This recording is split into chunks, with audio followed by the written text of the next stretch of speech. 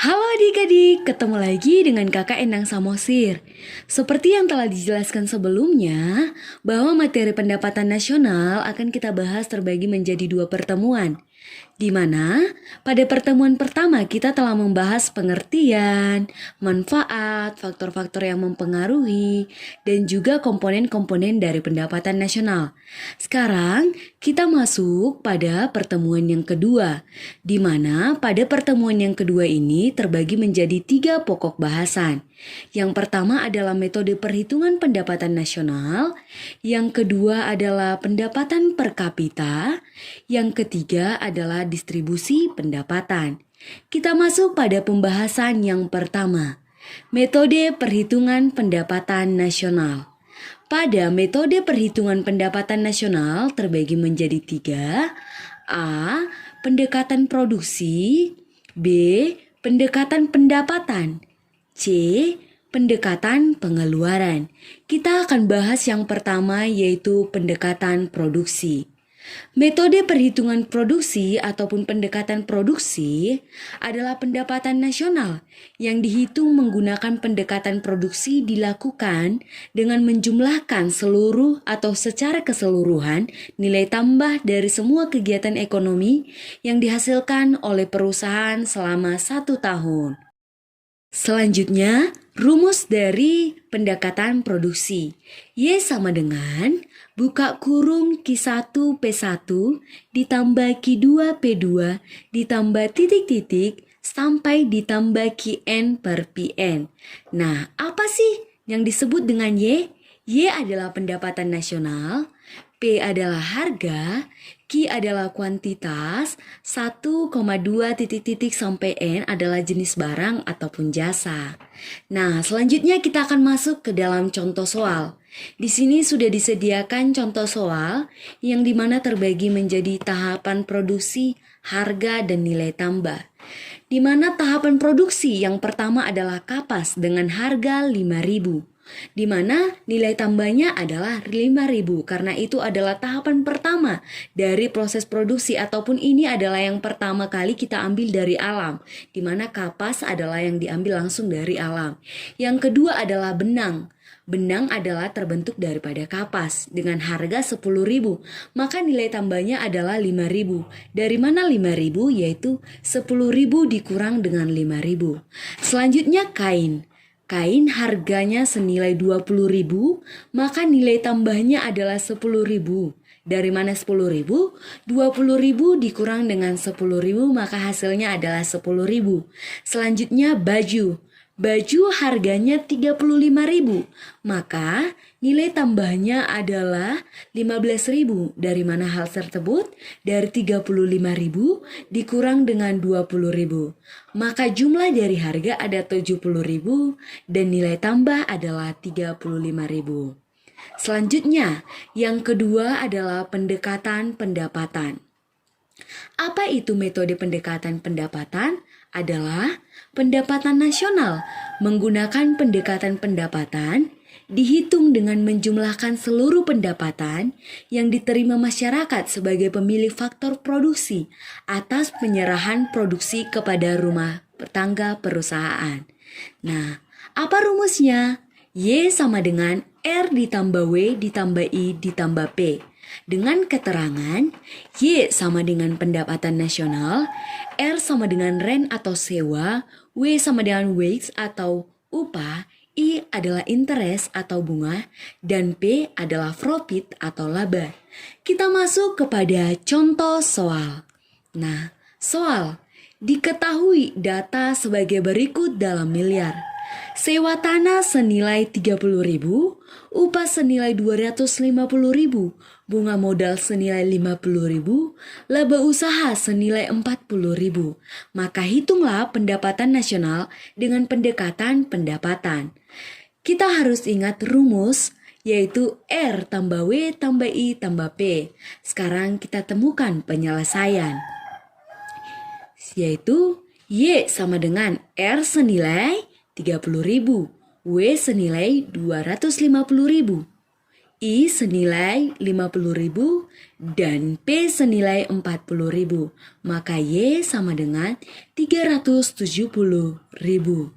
Selanjutnya yang ketiga yaitu pendekatan pengeluaran. Apa itu pendekatan pengeluaran? Metode pendekatan pengeluaran adalah perhitungan pendapatan nasional dengan pendekatan pengeluaran merupakan jumlah pengeluaran secara nasional untuk membeli barang dan jasa selama satu periode. Nah, apa rumusnya? Rumusnya adalah Y sama dengan C ditambah I ditambah G ditambah X dikurang M. Dengan keterangan Y sama dengan pendapatan nasional, C sama dengan konsumsi, I sama dengan investasi, G sama dengan government atau pengeluaran konsumsi pemerintah, X sama dengan nilai ekspor, M sama dengan nilai import. Kita masuk ke dalam contoh soal. Soal, diketahui data sebagai berikut dalam miliar. Pengeluaran konsumen sebesar 125.000, tingkat investasi 150.700, pengeluaran pemerintah 130.000, nilai ekspor 225.250, nilai import 170.500. Maka, hitunglah pendapatan nasional dengan pendekatan pengeluaran. Kita harus mengingat rumus yaitu Y sama dengan C ditambah I ditambah G ditambah X dikurang M. Adapun penyelesaiannya sebagai berikut. Y sama dengan C ditambah I ditambah G ditambah X dikurang M. Y sama dengan 125.000 ditambah 150.700 ditambah 130.000 ditambah buka kurung 225.250 dikurang 170.500. Maka nilai Y sama dengan 405.700 ditambah 54.750. Maka ditemukanlah nilai Y yaitu 460.450. Baiklah, kita masuk ke materi yang selanjutnya, yaitu pendapatan per kapita. Apa itu pendapatan per kapita? Pendapatan per kapita adalah tingkat rata-rata pendapatan penduduk suatu negara pada periode tertentu yang diperoleh dengan membagi jumlah pendapatan nasional dan jumlah penduduk di negara tersebut. Nah, pendapatan nasional dan pendapatan per kapita tentulah berbeda. Kita harus mengetahui perbedaan antara keduanya. Pendapatan nasional adalah keseluruhan jumlah pendapatan, sedangkan pendapatan per kapita adalah tingkat rata-rata pendapatan penduduk di suatu negara tersebut. Yang perlu digarisbawahi adalah pendapatan keseluruhan ataupun skala nasional dan juga pendapatan per kapita yaitu rata-rata pendapatan penduduk, di mana di sini ada kegiatan pembagian jumlah pendapatan nasional dengan jumlah penduduk di negara tersebut, di mana rumusnya adalah pendapatan per kapita sama dengan GNP per jumlah penduduk ataupun dibagi jumlah penduduk. Baiklah, kita masuk ke dalam contoh soal. Di sini sudah disediakan data nomor 1 sampai nomor 3 dan juga pendapatan nasional beserta dengan jumlah penduduk. Ingat, rumus dari pendapatan per kapita adalah GNP dibagi dengan jumlah penduduk. Adapun penyelesaiannya sebagai berikut. Kita selesaikan yang pertama. 5.890 miliar dibagi dengan 100 juta jiwa sama dengan 58.900. Selanjutnya, yang kedua, 6.876 miliar dibagi dengan 200 juta jiwa sama dengan 34.380. Yang ketiga, 4.890 miliar dibagi dengan 120 juta jiwa sama dengan 40.750. Jika kita melihat dari jumlah pendapatan nasional, maka manakah memiliki tingkat pendapatan nasional lebih tinggi? Kita pasti akan menyebutkan yang kedua. Jika kita berpikir secara pendek, akan ada kemungkinan besar bahwa pendapatan per kapita yang kedua juga yang lebih besar. Namun ternyata salah.